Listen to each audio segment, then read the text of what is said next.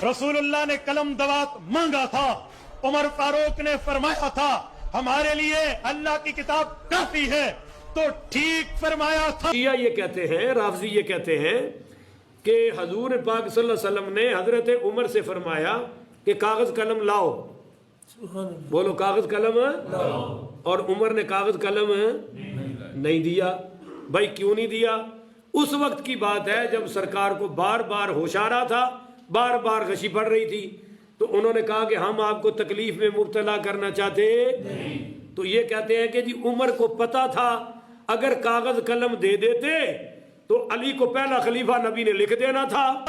اللہ فرماتا ہے وَمَن يَعْصِ اللَّهَ وَرَسُولَهُ فَقَدْ ضَلَّ ضَلَالًا مُبِينًا، جو اللہ اس کے رسول کی نافرمانی کرے گا فقط ضل ضلال مبینہ، وہ تو کھلی ہوئی گمراہی میں جا پڑا، مطلب اوپن مس گائیڈنس جس کو کہیں گے۔ وہ آدمی جو اللہ اور اس کے رسول کی نافرمانی کرتا ہے، معصیت کرتا ہے، انہیں ناراض کرتا ہے، ان کے کہے کے الٹ اور خلاف کام کرتا ہے، تو اللہ نے فرمایا فقط ضل ضلالا مبینہ، وہ تو ایک اوپن مس گائیڈنس میں کھلی ہوئی گمراہی میں جا پڑا۔ رسول اللہ صلی اللہ علیہ وآلہ وسلم نے اپنے وصال سے کچھ دن قبل صحابہ کرام سے یہ کہا کہ تم میرے پاس قلم اور دوات لے آؤ، کرتاس لے آؤ، تاکہ میں تمہارے لیے ایک وصیت لکھ لوں اور تم میرے بعد کبھی بھی گمراہی میں نہ پڑو۔ ہاں یہ بات ضرور ہے کہ حضرت عمر نے اس موقع پہ کہا تھا حسبنا کتاب اللہ، ہمارے لیے اللہ کی کتاب کافی ہے، یعنی رسول کے ہوتے ہوئے اللہ کی کتاب جو قرآن موجود ہے وہ کافی ہے۔ اور اس سے تو پھر ایک چیز اور بھی ہے کہ جو یہ منکرین حدیث ہے، اہل سنت کو منکرین حدیث ہونا چاہیے۔ اگر صحیح معنوں میں دیکھا جائے تو جو منکرین حدیث ہے، جو حدیث کو نہیں مانتے، وہ اہل سنت ہے، کیونکہ اس حدیث سے حضرت عمر کے پیچھے چلنے والے وہ منکرین حدیث چلتے ہیں، ان کو چلنا چاہیے اور وہ زیادہ حق بجانے میں۔ ایک عام سنی جو فرقوں میں رہنے والا ہے، جو بخاری مسلم کو بھی مانتا ہو اور جو حدیث کو بھی مانتا ہو، وہ اس جگہ پر یہ نہیں کہہ سکتا کہ میں حضرت عمر کے ساتھ کھڑا ہوں، وہ ہرگز نہیں کہہ سکتا، کیونکہ اہل سنت اپنے آپ کو حدیث کا انکار نہیں کرتے۔ حدیث بھی اسی طرح حجت ہے اہل سنت کے لیے جس طرح قرآن حجت ہے۔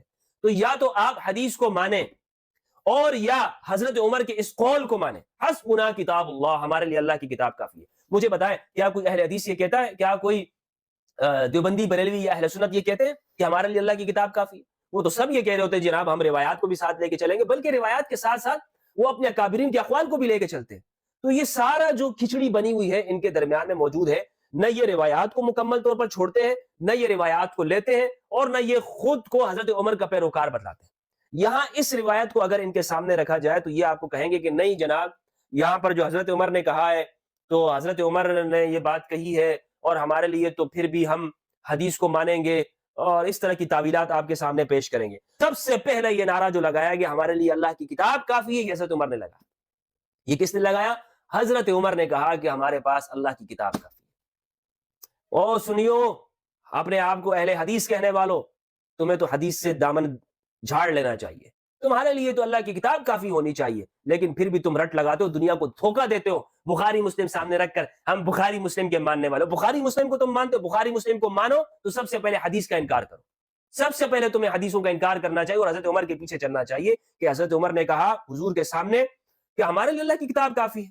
جب اللہ، اور جو حضرت عمر نے یہ کہا حسبنا کتاب اللہ، ہمارے لیے اللہ کی کتاب کافی ہے، اہل سنت بھی اس پر عمل نہیں کرتے۔ اگر اہل سنت کہتے ہیں کہ نہیں ہم حدیث کو مانتے ہیں تو انہیں پھر حضرت عمر کی اس روایت سے انکار کرنا ہوگا، اور اگر وہ حضرت عمر کے ساتھ ہے تو پھر انہیں حدیث کا انکار کرنا ہوگا۔